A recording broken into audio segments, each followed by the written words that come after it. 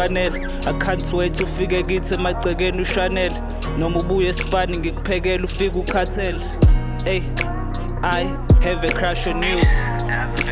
I have a crush on you. Funa siphila impilo soba two. And please cela uvume tu.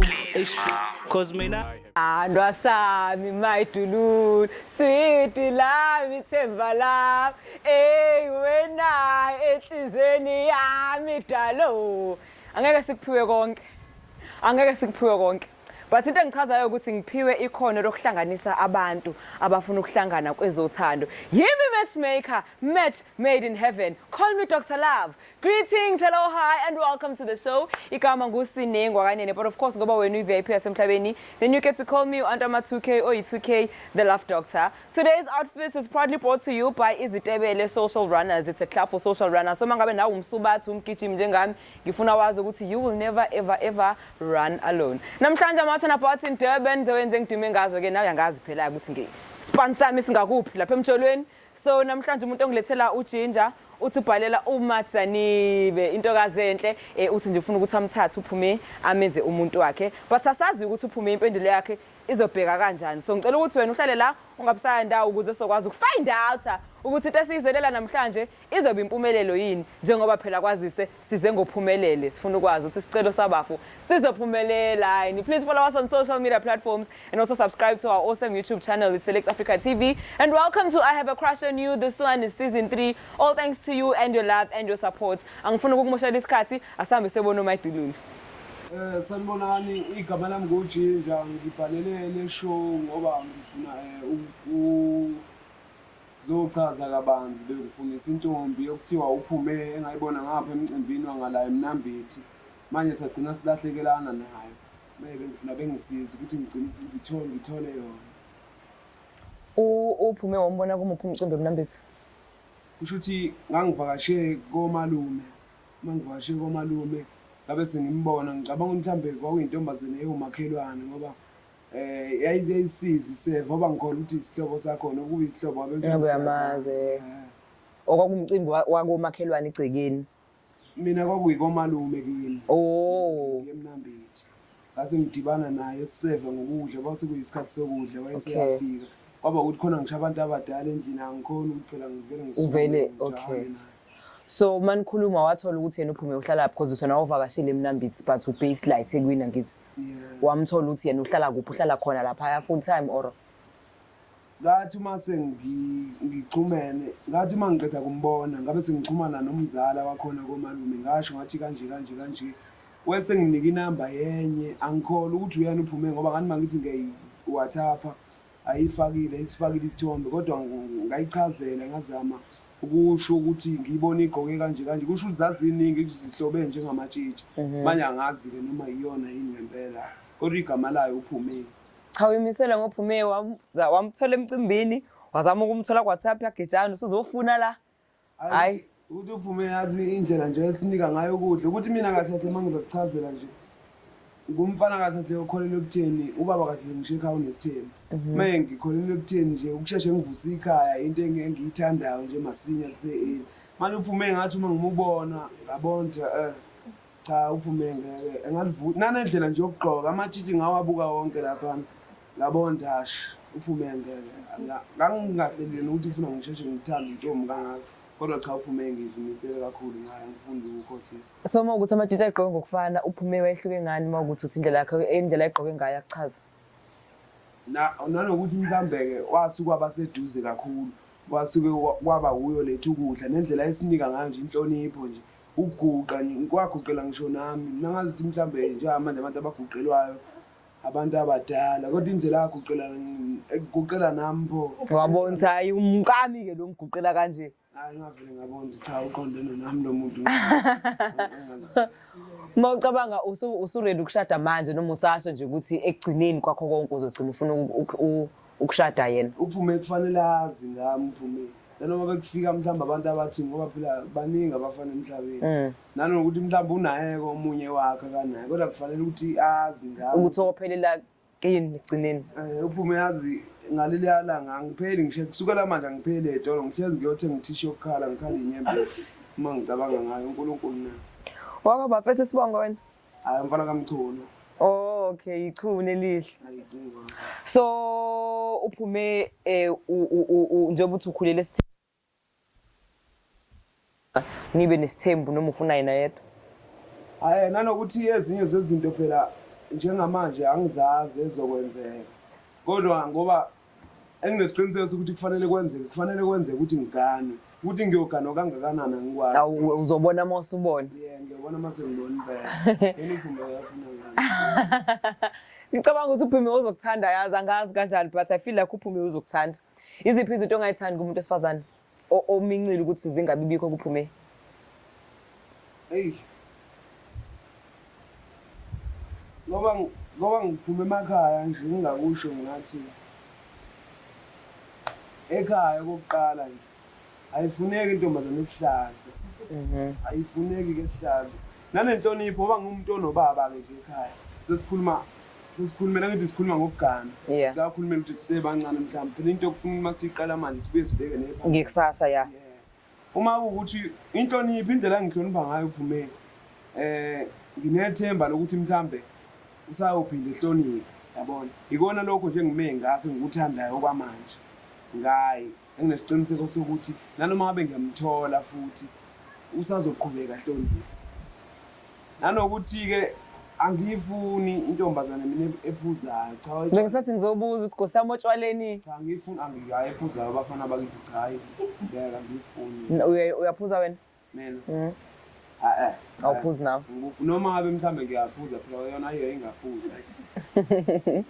So ukuthi uphume uyaphuza shothi use out. Hayi mhlambe usazoshintsha. Awuzoshintshwa yini eshintsho ubani? Asingamcabangi.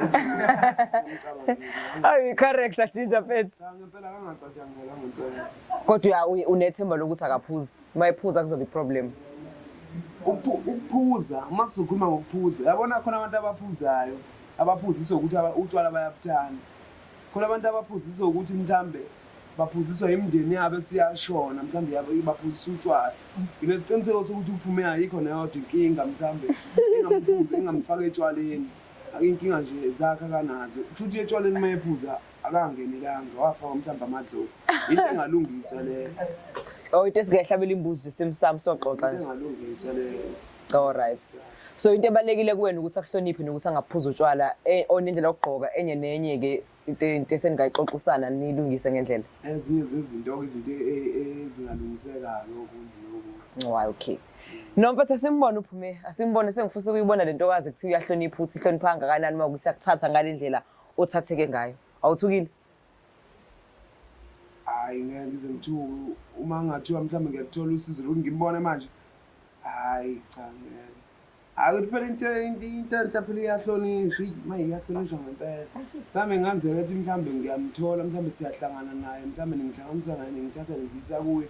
Kufuna phela ngithuke ngoba angazi ukuthi ngizamoyina yini. Ukhona nje la vele that's why ngikubuza ukuthi usuready nombona ngaphela ngikhuluma ngomuntu olavele ozombona manje. Ngizanikwa yena manje. Manje asithi kusasa ula uphume. That's why sithe woza wena namhlanje la ngoba uphume ulana nje. Hey kodwa ngangikahle kahle kushuthi ngiphume ngoba vele nawe umuntu esifazane vele uphume ngangivele kumuntu vele ngimsaba phela. Angimsaba nangalesi sikhathi. Ukuthi cha ngempela ngazi ngempela kodwa hayi cha ngeke ujimile akeze kodwa hayi kodwa akeze lele ngikutholela Steve angibuphuza okay hayi angimlethe kuphume uzofika hamba netropica ukuthi ngijust ukuthi kuthi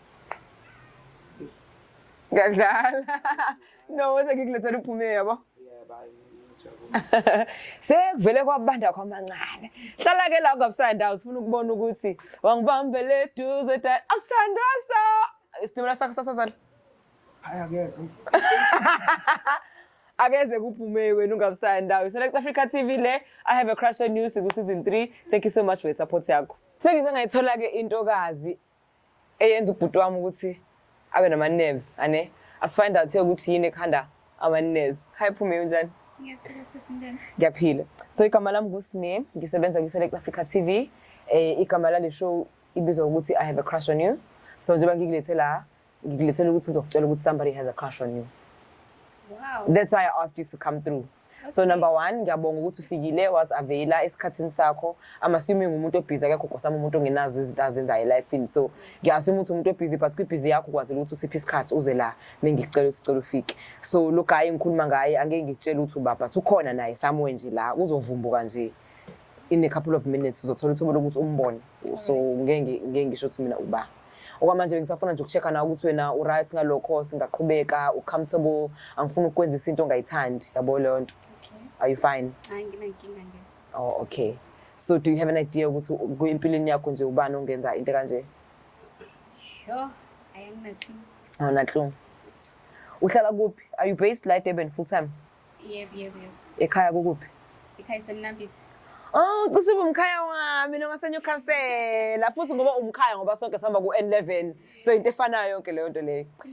So do you have umuntu ohlekisana naye njengamanje? Ngoba phela uzoshelwa la so angifuni ukuthi umuntu wakho kube ngathi samdelela or anything like that. Ukhona. Niyahlekisana nje ku hilarious ngempela serious. Ayikona ikathembisa. Yathembisa. Umuntu mangabe ubone ngazathi wathembisa like nje wena for you example usuku ubone nje ukuthi kuyathembisa yini ekwenza ukuthi decide ukuthi okay this is the one or this looks like the one. Okay ingoba nje ukubithe kahle ngisho kanjalo. Awunazi into zocomplain ngazo. Ngicomplain ngawo manje. Okay. So njengoba ngikulethela hayi ukuthi mhlawumbe ngizodelela umuntu wakho and hayi ukuthi ngizopromote ukuthi abantu abachithelane or anything of that sort. But masacela ukuthi ufike sisuke sizamhlonipha isicelo salomuntu osibhalelile thina.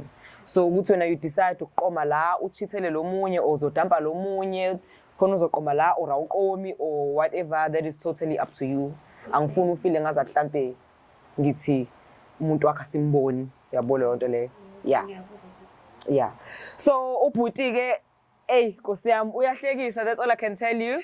Ukuthi be ready to laugh. He's such a nice guy. Ngokumbuka kwami I would say umfana alright ohloniphayo. And he said one of the things ayithandile ngawe ukuthi nawe umuntu ohloniphayo. So for that reason I think already niyafanelana. Unawo ama icebreakers ongathi mhlawumbe mamfica ugayi ubona ngathi eyi-10 off le angeke ngisaqoma because of this and that. Hayi ngeke inhliziyo ayiphakeme. Serious awunazo nje izinto ebafanele nothi nje ukubona amantombazana athi indoda mayibe nemali, indoda mayibe yinde, indoda mayibe da wena unazo lezo zinto uthi okay. Hayi ngeke mangimbuke ngamthanda nje. Wow kids. Awubi nokuthi abafana sometimes banokuthi bethi abayifuna intombazane mhlawumbe nama-tattoo, abayifuna intombazane ephuzayo, abayifuna intombazane nokuthi ayibafuna intombazane engaqoki. Yeah, so do you have any preference ongathi angimfuni kumfana onje? Umfana ophuzayo nje. Umfana ophuza utshwala obhemayo. Nawe awuphuza ubhemi? Hayi angiphuza ubhemi. It's a wedding day. Yazi wayengicula kanje? No. Ngoba naye akaphuza akabhemi nje uthi akayifuna intombazane ephuzayo, akafuna intombazane. It's a wedding day. Bayashada namhla. Yazi asambe siyambona. I am loving where this is going already and I feel like you guys are going to be so entertaining for us on the screens because ngiyakubona ukuthi nawe ngathi umuntu we sense of humor and he's funny. So nje nizovibe kahle. So ready? Yeah, I'm ready. On a scale of 1 to 10, how nervous are you? Let's say 4. Not bad. So asithathe lo munye 6 sihambe nawe. Siyobona ukuthi u6 lo munye usele kuphi. Select Africa TV le and you're watching I Have a Crush on You. Thank you so much for tuning in. Stay glued to your screens. Ungabusaya ndawo. Siyamlanda upana manje. Sawubona Phumela. Sawubona Phumela. Ngiyaphila njani? Ngiyaphila. Kahle Phumela igama lami nguJinja umfana wakaMcuno.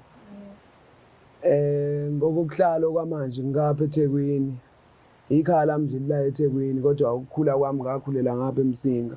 Kwaze kushaya isikhathi sokuthi ke ubaba bese kushuthi naye ngokwamatoho egxile ngapha eThekwini isikhathi esiningi ngoba sikhuliswe uyubaba seza sazohlala sonke ngapha eThekwini. Futhi impilo yami yonke sengiyichitha ngapha eThekwini. Mhlawumbe uphume kungenzeka ubuya amangala ukuthi kwenziwa yini ngicine ngikhuluma naye ngize ngazi igama lakhe ngalendlela ngesikhathi engangazi yena. Bengithanda nje ukuthi ngiqale ngokuxolisela ukuthi ngibiza igama lakho ngesikhathi ungazange uzungitshela. Iko malume lingala eMnambithi umala kazalelwa khona uzalelwe eMnambithi. Ekhaya kanti. Ekuzalelweni kwakhe eMnambithi kusho ukuthi mhlawumbe uzokhumbula la kwakunomcimbi khona kaMkhize khona lapha eMnambithi. kwakunomcimbi ngicabanga kwakwembeso kunomembeso ukhona lapha kwaMkhize shuthi noma unganginakanga mhlambe kodwa mina ngakubona bengakhola ukuthi mhlambe bengangibizela wena straight labantu abangixhumane nawo kodwa manje sengiyabona ukuthi wena ngempela kwakunomembeso lapha kwaMkhize kushuthi wawuseva ngokudla bose kuyisikhathi sokudla wena unginakanga nesiqiniseko salokho awungazi uyaqala ukungibona ngiyaxolisa futhi kakhulu ukuthi ngikubizele nje abantu bamakhamera ngizozama nje ukuchaza ukuthi isizathu esenza ukuthi ngibize amakhamera yini nanovalo-ke ngiyasaba yazi ngiyaqala nje ukuzokhuluma into kanjena ngiyaqala ngempela ukukhuluma into kanje shuthi wena phume kwathi ngaleli langa uletha ukudla ngizoyika nje phezulu ngoba abantu laba into yabantu lesikhuluma kuyona manje mase ngizoyilanda kude kuzosuke kube inkinga yabona shuthi wena phume kwathi ngesikhathi usinika ukudla mina ngumfana mina ongakhesha kheshi ukuthi sengikheshile mhlambe sengiyathandathanda sekukhona umuntu engimuthandayo wathi uma usinika ukudla ngavele ngabuyela ukuthi ubaba lapha ekhaya uzela umfana oyedwa lo mfana kamzela uzele mina ngicela ukuthi ungakhathazeki uma ngibona ngikhuluma ngibheka phansi ukuthi angifuni ukukhombisa ungakwehloniphi ngingithanda ukuthi umuntu noma athiwe wesifazane ngimhloniphe ekuzaleni kukaba umfana oyedwa indlela wahlonipha ngayo ngaleli alanga ngesikhathi usinikeza ukudla labo uyithemba ngoba buhleze ngigqugquzela ukuthi nanoma ngabe nini uma ngizama ukuthatha umakoti kufuna ngithathe umuntu ohloniphayo oyohlonipha ezehloniphe ngishiya ekhaya lokho kuyokwenza ukuthi kuzaleke izingane eziyophila isikhathi eside ngoba unkosikazi ohloniphayo ekhaya uyena oqinisa ikhaya ngishiya izingane ikhula ziba nokhakha oluqinile ikhaya livuke liye phambili wathi uma usinika ukudla ngaleli alanga lela okwenzeka ngalo angazi ngempela ukuthi ngingathini namanje ngiyazama ukucabanga ukuthi mina ngaze ngize ngiyitshela ukuthi ngingaka ngake ngiqonda nentombazane engafika iguqe lapha mayinika ubaba ukudla idluli izizoguqela mina ngoba ngaleli alanga waguqela ngisho mina ngiphinde ngayifundise kude ekhaya waguqela mina manje ngabona ukuthi cha uphume umuntu ohloniphayo negama lakho-ke uma ngizosho nje ngikhuluma iqiniso ngalithatha kumzala uNokwethemba ngiyambona Nokwe ngambuza ukuthi uhlala kuphi wakhomba ukuthi umakhelwane wakhe ngangivele ngisola ukuthi mhlawumbe ngenzeka ukuthi mhlawumbe umakhelwane wakhe oba vele sometimes abantu abaseva abantu ngokudla abantu abawumakhelwane manje phume angazi ngempela ukuthi ngayiqala ngithini le ndaba ngoba mhlawumbe kungenzeka uma ngincoma inhlonipho kuwena ukuthi nawe mhlawumbe uyabona insolo ekhomba ukuthi ngifisa ini ngawe ngoba ngize ngakubizela kude kangaka nje angingasiqiniseki kodwa bengathanda ukuthi ngichazele okubalekile phumeno nanoma ngabe yini esiyenzayo empilweni kufanele singakhohlwa amakhaya ikhaya kufanele kube into esiyikhohlwana noma bekunini noma besixakeke kanjani kodwa ikhaya singalikhohlwa ubaba indoda eke esebenze kahle kakhulu umntana esebenza kahle nje ekusebenzeni kwakhe uzakhile izindlu ekwakheni izindlu inkinga isekutheni umuza ukho angazi noma mhlawumbe uzongizwa kahle umuze izindlu kodwa umuza ukho ubaba uzakhile izindlu kodwa umuza ukho angikuthelisisi kahle futhi ngifisa ukuthi mina nawe sibamsane sivuse umuzi ngoba umuzi awusuwona umuzi ngaphandle komfazi nendoda ngifisa ukuthi mina nawe uma singena ezindlini ezakhiwe ubaba sakho umuzi lo muzi loyo siyothola izingane mina nawe zobe zithi kusekhaya lapha la ngisho khona angazi noma kuyazwakala yini nanokuthi angifuni ukukushela ngifuna ukwazisise kahle lokhu ukubambe ukufaka ikhamti angifuni ukukushela ngifisa nje ukukutshela ukuthi ngaleli alanga inhliziyo yami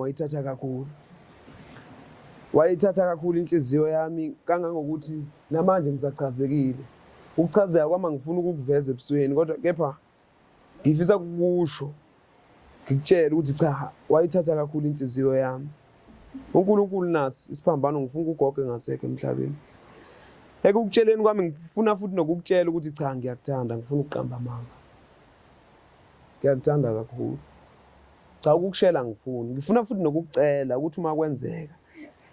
Ngiyacela mntakwethu. Ngiyazi vele abafana bayakushela. Ngiyazi baningi abafana bayakushela. Kodwa ngifisa ukuthi nanoma ngabe imuphi umfana okushela ukusukela namhlanje ngifuna umtshela ukuthi umfana engazongijwayela kabi. Angifuni umfana okushelayo ngempela mina. Angifuni ngoba nginamaphupho namacebo amahle kakhulu ngawo. Angifuni ukubeka isandla emva kwakho ngoba kuzaba sengathi ngiyakudelela. Angifuni ngempela umfana uzakushela ngoba mahle amaphupho enginawo ngawe mina. Ngiyabuzwa kodwa ngiyabuzwa inkinga yami ke manje ukuthi kukhona umuntu engibambisene naye njengamanje. Ukhona umuntu obambisene naye. Mhlawumbe uyangibona ukuthi iminyaka yami mhlawumbe isidlulile ngaphezulu ka-20 uyangibona ngithi. Ngiyabona. Njengoba iminyaka yami idlulile ngaphezulu ka-20 angeke kube mhlawumbe ngisola ukuthi mina nginayo umuntu mhlawumbe engibambisene naye. Nami umuntu engibambisene naye kufuna ngabe nginaye phela. Noma mhlawumbe ubona sengathi abantu abangifanele mina. Hayi Lusa ngisho kanjalo futhi. Umuntu engibambisene naye nginaye. Kanti futhi sengiyasebenza. Njengoba ngisebenza nje ngisebenza eShoprite. Kodwa kusebenzeni kwami eShoprite akusho ukuthi angifuni ukusebenza eTransnet. Yayibona la. Ngenzela ukuthi nawe njengoba unaye umuntu nami nginaye umuntu. Ekubeni kwami nalomuntu akusho ukuthi ngeke ngisakwazi ukufuna omunye umuntu. Umsebenzi ngiyasebenza kodwa ngifuna omunye. Ngifuna umsebenzi oright kunalo engikuwo njengamanje. Okay manje makuwukuthi ke lo right umsebenzi uyawuthola lo uyawushiya lo omunye. Lo omunye ngifuna ngiwushiye lo omunye ngifocus kulona omusha. Angithi lo musha ngufunisa ukuthi umsebenzi ongcono. Kanti ngiqala ukukhuluma nawe ngeke ngakuchaza ukuthi into ebalekile singakhohlwa amakhaya. Uma ngabona inhlonipho yakho ngabona ukuthi le nhlonipho kubalekile ukuthi ngiyithathe ngizoyifaka ekhaya. Nanoma ngabe unaziphi inkinga amathize thizo nawo kufanele ukuthi okwamanje ngiwazibe. Mhlambe kwenze yonke into ilungiswa ngomlomo. Okunye nokunye engakuthandi ngawe nawe mhlambe ongakuthandi ngami sesiyobonisana ngakho. Silungise inkinga. Kunjalo ngiyaxolisa nje ukukhuluma kangaka ngiyazi ukuthi nezwi lami alikho mnandi kahle kodwa nje umuntu mehluphekile kufanele ukuthi ekhulume ngoba cha ukudinga ngiyakudinga ngifuna ukuqamba amanga. Nephuthe esengilenzile sisikhuluma isikhathi eside kodwa isibongo sakhe angisazi. Matsaniwe. Ntombi kaTsaniwe. Yazi kube ngazi zonke ithakazelo zakini ngabe okungcono okukhulunywa ukuthi impela ngisho zona. Ngimemeze ngikubize ngokhokho bakho. Ngikubize ngabo. Ngempela cha ngiyakudinga ngempela Matsaniwe angifuni ukuqamba amanga.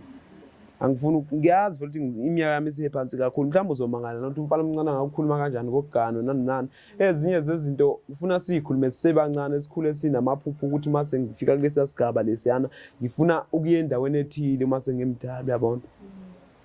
Cha Matsaniwe ngiyakudinga.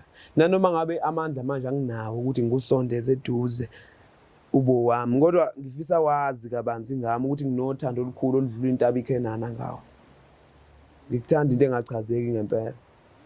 No manje la kakhona kufuna ngawushaya uvalo ukuthi sengithola umuntu engimthandayo uthande engikuthanda ngalo lijaha lo lengithanda ngalo ma. Kufuna ngawuthukile la kakhona. Angizami mhlawumbe ukudelela umuntu othandana naye noma kwenzakalana. Kuthi naye vele uyalazi iqiniso ukuthi uthando ngaphandle kuma kushele ngakuthanda. Angithi yena wakushele kuthanda noma akakushelanga. Hayi wangishela. Wayekuthanda. Washo njalo naye wathi Shuthi mina sengimoshe ngokuthi ngikhulume ngegama lothando. Phela igama lothando abanye abantu balisebenzisa ngenye indlela. Khona ukuthi umuntu efuthi uyakuthanda ndifuna ukufeza inhloso zakhe ezimbi ngawe yabona. Mina njengoba ngithi ngiyakuthanda ngifisa ukufeza lezi inhloso esengiyishilo. Ukuthi ngifisa ukuvusa ikhaya. Ayikho umuntu engithanda nje ukuvusa ikhaya njengamanje. Ngiyafisa ngempela Matsaniwe ukuthi angifuni ukuthi ugcine mhlambe ukukhipha ngomlomo noma mhlambe kube kanjani ukuthi mhlambe uyavumelana nami. Kodwa ngiyafisa ukuthi wazi ngami ugcine futhi unginika nethemba elingazuku ufaka ngaphakathi. Njengoba ngisukile ngashiya emsebenzini ngeza ngapha namhlanje ngicelile impela ukuthi angeke ngingayi. Ngicelile ngumuntu ogulayo nje angazi nokuthi ngizathathapi iloku incwadi kaDokotela. Ngizafika ngisho ngayo emsebenzini angizanga. Ngifisa ukuthi unginike nje ithemba ezizohlala kimi ngaphakathi ithemba elingafika. Ezizohlala kimi ngaphakathi ukuthi wena uvumile ukuba ngowami. Yabuzwa futhi nami kodwa ke angiyibeke kanje. Ukuze ngibone ukuyibisela kwakho ngicela uvele okungcono uyodwa ekhaya. Njengoba wazi nje ukuthi umuntu usayintombi osahlolwa kumele ukuthi mase ngithola isoka lihambe liyovela ekhaya lazi. Nanokuthi phela uyangibona ngakanani mina. Iminyaka yami ayikhomba ukuthi kusafanele kufuna ukuthi ngiyovela ekhaya mina. Nanokuthi ikhaya ke futhi ikhaya liyahlonishwa ikhaya. Ikhaya kusiyona into ongaveli uye nje khona. Yebo baba mina ubaba uyafisa ukuthi ngivuse umuzi wasekhaya. Kodwa mina ngikwazi ukuthi ngingavele ngisuke nje ngiyothi kubaba bengifisa ukuyovela kaDzanibe ngivela nginani. Angithi umsebenzi ngiuqale nje kade manje nje ngoJanuary. Akukho okuthile ngifisa ukuthi ulazi lonke iqiniso ngama ngifuna ukuthi ngelinye ilanga ngithembisa kwakho mhlambe ukuhamba kuphela lapho njengoba uthi ufuna ngokusubuza yina nje manje mhlambe into boyiplanela ukuthi into engenzeka nini kwaphela manje kunzima ukuthi vele uthembe umuntu ongamazi Madzanibe. Yazi inkulumo yakho uma uthi kunzima ukuthemba umuntu ongamazi ingenza ngihalela ukukutshela ukuthi njengoba ngiyilana nje ngizela ukuthi ngifisa ukuzokwazana nawe. Njengoba sikhuluma mina nawe sesiyazana ngifisa ukuthi ukwazana kwethu njengoba sesiqalile kungaphinde kuphela. Ngeke ngazama ukungena na kuWhatsApp ngaWhatsApp angazi noma kokuwena yini ngoba ngathi manje ngiyabheka awusifakile isithombe kodwa ngazama ukuchaza ukuthi ngikubone kanje kwakhomba ukuthi nawe mhlamba ukhumbuli kahle oba umuntu owayenika abantu ukudla kubhizi sakhuluma kuWhatsApp manje kushuthi ke sesihlambe uma kwenzeka usungangiphi inamba yakho mhlamba ungiphi inamba yakho sikhulume siqhubeke ngokwazana yabo uma sekushaya isikhathi sokuthi ke mina kufuna ngizovela ekhaya bese ngiyasho ngithi intombi yakaDzanibe oDzanibe abakhuluma ukuthi nibakhulu koDzanibe ngiyanazi nibakhulu ngisho ngintombi yakaDzanibe sengicabanga ukuzovela ekhaya ungadidi ukubheka phansi ukuthi cha ngiyakuhlonipha kakhulu akusibona mhlawumbe ubugwala nobugwala mhlawumbe bungaphezulu kokuhlonipha angifuni ukuthi ngile ngiyiphakamisa ngithi mhlawumbe ngisilona igwala mina ngiyayisaba into engiyithandayo kakhulu ngiyafisa ukukhula nawe ekukhuleni kwami nawe hayi ukuthi mhlambe sizokhula siqhelelene ayimningi iminyaka engizakuhlalisa yona mhlambe wena yini usujahe kakhulu ukugana usufuna mhlambe ubuhleleni bufisa ukuthi umuntu wakho uma ekuthatha esheshe ekuthathe eminyakeni emingakanani njengoba ngineminyaka ewu-22 nje manje bengingathi nje mhlambe naku 25 hayi sengikulungele sengaba sengikulungele nje sengawuvusa umuzi. Ngizwa hayi ngiyezwa kodwa nje ngifisa ukukuthembisa kona ngicela ukukuthembisa uthando uyabona la kunothando khona singajaha nje sijaha ukuyogana nokuyoshada kodwa into ebalekile uthando ungajaha wena ngoba uphuthumisa umqondo wakho nezifiso zakho uthi wena ufuna ukushada una 25 kanti kulo 25 uzothi mase kushala iminyaka yakho ka25 usuhamba uyacosha nje usucosha noma ngabe ubani ozomfica emgaqweni nongamthandi kanti la uma ushade nomuntu ongamthandi ayikho inhlala kahle kusheshe kuqhelelwane yabona manje kubalekile ukuthi uma usushada ushade nomuntu omthandayo njengoba nami baningi abantu esengike ngadlula kubona abanye ngishilo ngani ngiyabathanda nanokuthi uthanda ngilwazi kuluyini kodwa ngiyakuthanda okunye ngikuthanda ngawe inhlonipho igama lothando ngiyathanda ukuliveza kodwa ngifisa ukuligcizelela ngoba angilwazi kuluyini ngoba abaningi balisebenzisile bathi bathanda abanye abantu kwajike bahluleka manje ngenze kube mina ngisho olunye uthando nabanye basho olunye uthando uyabona ngikuthanda into engachazeki kakhulu ngiyafisa ukuthi nanoma bekudlula belungu bekutshele ukuthi ngiyakuthanda awumlungu angeke labelungu ayisho uNkulunkulu nathi ngiyakuthanda manje angazi ngempela ukuthi singagcina senza kanjani ngempela njengoba bengishilo ukuthi kunomuntu ke engibambisene naye manje angazi ukuthi mhlambe ngingafisa kanjani angifuni ukuthi angithi sikhuluma ngokuthi sivuse ikhaya angifuni ukwenza intombi yami ukuthi mina nawe mhlambe yabona uyintombi yami kanjani siyapost nalento yokuposta ke mhlambe ko WhatsApp cha hayi ukuthi ukubukwa yini angifuni mina ukuchoma ngobuhlobo bakho ebantwini hayi ukuthi mhlambe ngifuna ukuchoma ngobuhlobo bakho ngoba labo bantu engizathi ngiyabachomela ngawe uma kuwukuthi sekuvela inkinga phakathi kwami nawe ibona futhi abazogijima bengihleke ngawe umuntu wakho njengoba unaye ephumeni angisho ukuthi hlukana naye angisho ukuhlukana naye. Mina njengoba ngifesa kuwe, ngifuna ukuthola isikhala somsebenzi enhlizweni yakho. Akusho njengoba ngifesa nje kufuna ngiwushiye lo umsebenzi engiwusebenzayo. Akusho ukuthi ufuna ngiwushiye, nami ngizoqhubeka ngibambelele ngapha. Kodwa ngiyazi ukuthi umuntu engimufunayo wena. Kuyothi uma sengithole wena sengithole ngisha amandla bese siyashiya ushiye ngapha ngishiye nami ngapha. Uma angiphoqi ngiyacela uma kwenzeka. Ukuphazamisa. Ngaxolisa bandla ukuphazamisa but ku-part of umsebenzi wami ne ukuthi njalo uma ngihlanganisa abantu ngifuna ukuthi ngiphinde ngiba-check ukuthi kusahamba kahle yini ngoba anazani so angikwazi ukunishisa isikhathi eside nginganiqalazi mhlawumbe seniyashayana mhlawumbe seniyathukana yabo so nginokuhlala ngihlale abantu bami engibalethile ngiba-check ukuthi banila nobabili nomthwalo wami so I need to be accountable about so ukuphazamisa i-conversation yenu. Ngizopha nje ukuthi kuhamba kanjani uyawina bhuti wami? Hayi besisabonisana nje. Sabonisana. Yeah. Obengakafika emaphethelweni la umupha khona impendulo. Kodwa phela sengize ngathola ngisho isibongo kade ngingasazi khomba ukuthi hayi yawuliyawina icingwane bafana. Cool. Andibengakakunika isibongo ukuthi akekho interested. Hayi ngeke unginikela ukuthi samantombazane. Hayi wenzela ukuthi kushuthi uma ngiqala nje ngiphuma ngibuye ngithola ithakazelo khona mase ngiyovela. Address ngendlela. Yeah bye. Hayi sign enhle le. Yeah bye cha. Dadewethu right? Yeah, right. Uphethe kahle futhi. Ngiphethe. Ngibona the way ublusha ngakhona. Uthi yazini awukho happy aesthetic bathina belungu aesthetic. Ngiyakubona ukuthi ukuluhlu lo. So by the look of things do you think usuthi decide ukuthi izophela kanjani conversation? Baphela into lele kuwena vele. Why am I decide? Abadecide. Sazodinga uhambi yocabanga noma ukuthi uzomtshela khona la impendulo uzodinga any dates. Nje ngizothi isikhathi nje ukuthi ngiqale ngiyenze ngiweshazeya kahle yonke lento ngicabangise. Okay. Hayi ngikuhlonipha lokho. Ufila kanjani ngale mpendulo? Hayi nanokuthi phela angazi ngempela uMadzanibe ukuthi yini akathena ucabanga ufuna ukuyicabanga. Nanokuthi phela mhlambe nendlela esiphila ngazo nendlela esidalwe ngazo asifani. Nezinto ezizaziwa azifani.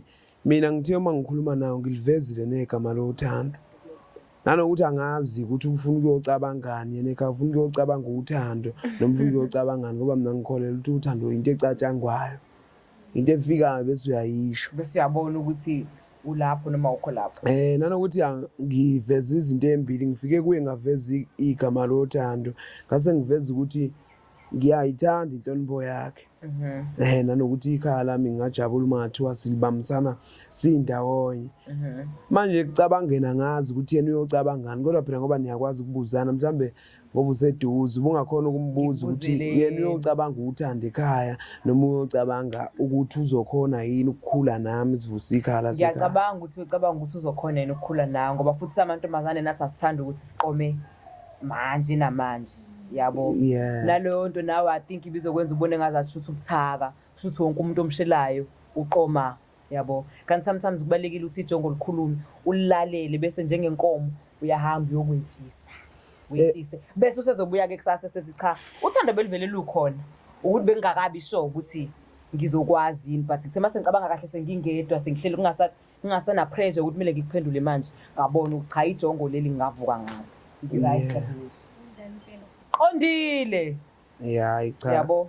Kezwakala ezinye zezinto ngesikhathi ukhula nje uyafunda izinto. So ngiyacabanga ukuthi hayi umuntu mayithi ucabanga kusuke kuyisign enhle leyo.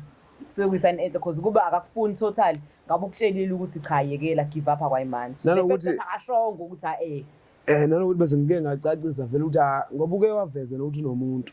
Kube into nje mina ngithe hayi ukuthi nami sekuyinto yamanje mina into ngibheke iphambili angifuni ukuthi uma ngenza kube ukuthi ngenza izinto zonke engizenzayo sengizenzela imanje. Into okufuna kahle mase abantu sikhathalele isikhathi esiningi kufuna sikhumbule amakhaya. Ngishilo ngathi ekhaya izindlu baba uzakhile into engekho umuzi. Mina naye bengifisa ukuthi sibe umuzi mhlambe uNkulunkulu ngasibusisa ngezingane zabe zithi kulo muzi kusekhaya. Engabe ngabe ngiyayimeltha nguwena. uNkulunkulu. Ngabe nje ngiyayimeltha nje. Vele kulohluni. Hayi ukuthi Ngifila ngazathi wena yilo muntu ayemkhalele sazala ukuthi engeke azakutshela because ubona amakhamera. Hayi, ngeke. Bathi ngibona indlela ayenza ngakhona. ngeke zesho ukuthi phela nami ngangekho mhlawumbe uzosuke esaba ukuthi mhlawumbe wakhala kakhulu. Ngangekho nami ngibona. Bathi ngibona indlela ebenzeka ngayo. No, ngicela ukuthi nginishiye okwamanje ngihappy ngalendlela enenza ngayo izinto. Ngihappy ukuthi uhappy nawe ngihappy ukuthi right awuhlukumezekile anyway. Kodwa bengicela ukuthi ungakashiyi mhlawumbe uMadzane bekufanele ukuthi umcacisele ukuthi ngicelile mina ukuza la ngizoxhunyaniswa naye. Ngucelile lokho ngoba bekumuntu akade ngimfuna vele.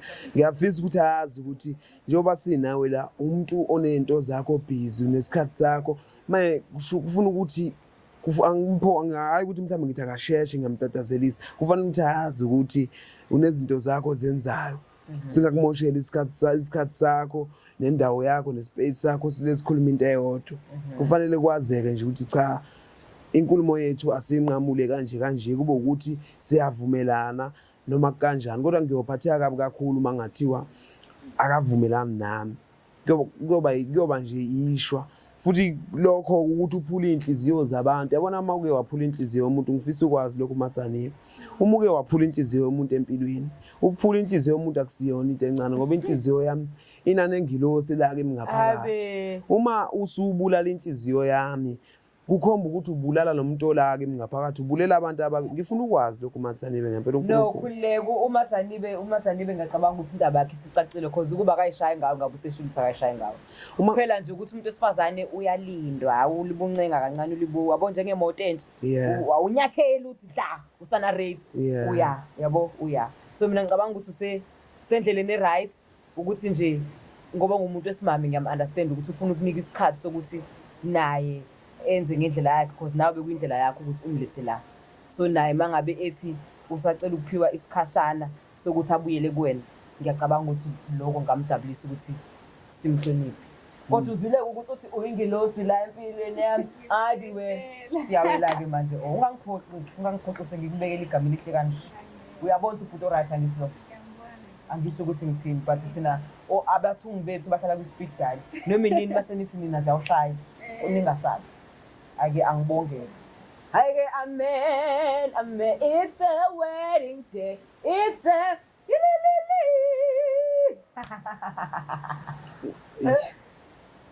idate yami yanamhlanje ngisho ngithi ngiyaqala nje ukuthi ngithola ukuthokoza kangaka empilweni yami.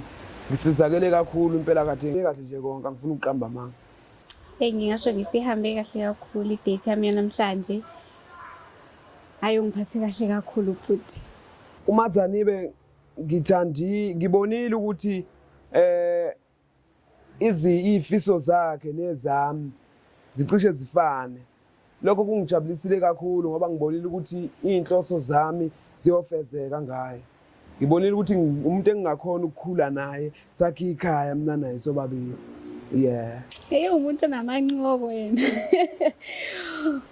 Uyahlekisa nje ngasho kanjalo, umuntu ohlekisayo.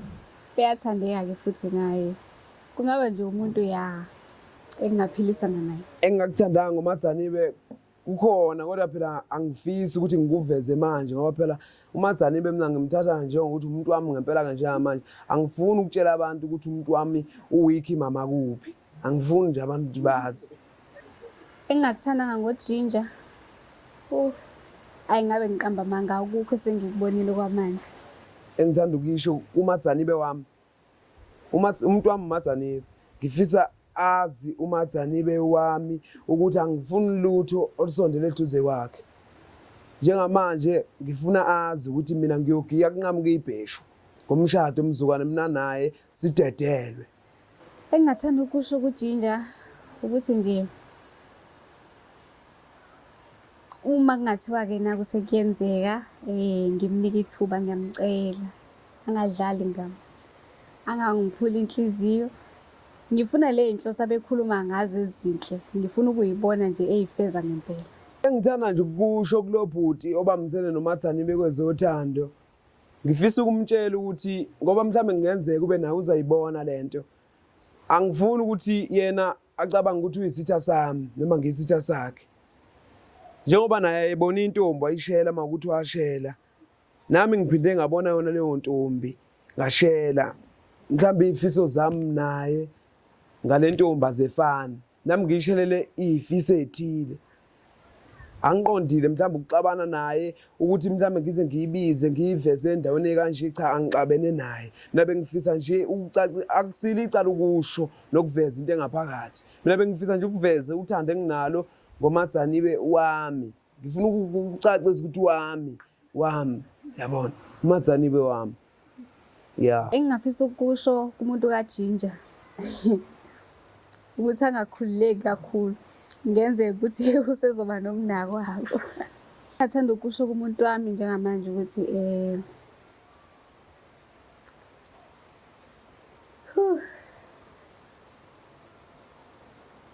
ngiqale nje ngixolise ukuthi angibone sengivela kanje nami bengingazi mhlambe ngabe ngimtshelile ukube bengazi.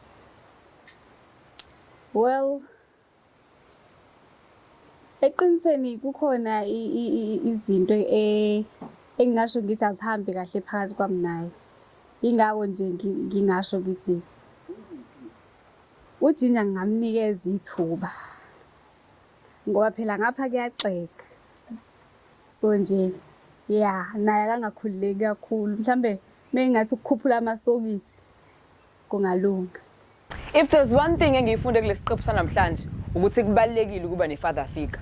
Kade ngilalela ijongo lalikhuphuka kancane kancane uyamention ukuthi ubaba this kancane kancane ubaba that. Lokho kusho ukuthi ziningi imfundiso nezinto ayifunda kubaba wakhe asekwazi manje ukuthi aziimplement empilweni yakhe na ku love life. So bobaba siyacela musana ukushiya ingane zenu nibaleke niba ama deadbeats. Bomama naniyekani ukulwizimpi ngeingane ayikho right leyo nto. Kuhle kakhulu ukuthi ubisibonele enganeni yakho to a point where ngisho sijola i-reference ngawe. Anyways, thank you so much for tuning in and being a part of today's episode of I Have a Crush on You. Ubonile ukuthi crush ethi ihambe kahle ngingasho nje ngokukhulu ukusiqhatha nokusiqhenya ukuthi isicelo sikaJinja ubafo wami siphumelele ngoba nangu uphumelele umkhaya wami ngiyambona ukuthi uzoqoba kaqomile. But ngibona indlela ekwenzeka ngayo ukuthi hayi lona next week izingawushaya nominini ule genge nje esingashada nominini kusukela manje. Mangabe nawe ufuna uba secathulweni zaphume ungasabi ukusibhalela on the email address down below. Usitshela ukuthi ubani lomfunayo ufuna ukumenza umaqondana sizomthatha sikulethelena la ngoba nawe lazodaba Select Africa TV izokusetha okwamanje ke wena ngicela ungisethe ngokuthi ufollowishe le channel right here on YouTube usubscribe follow us on social media platforms nami ngikhona enkundleni zokuxhumana ngusine ngwakanene noma ungaphe ku Antama 2K Antama 2000 okwamanje ngicela ukuyibamba la ngithi nje thank you so much for tuning in and being a part of the vibe. I love you so much. Happy Tuesday. Ubuye na next week same time same place we tell what you must because love wins all the time.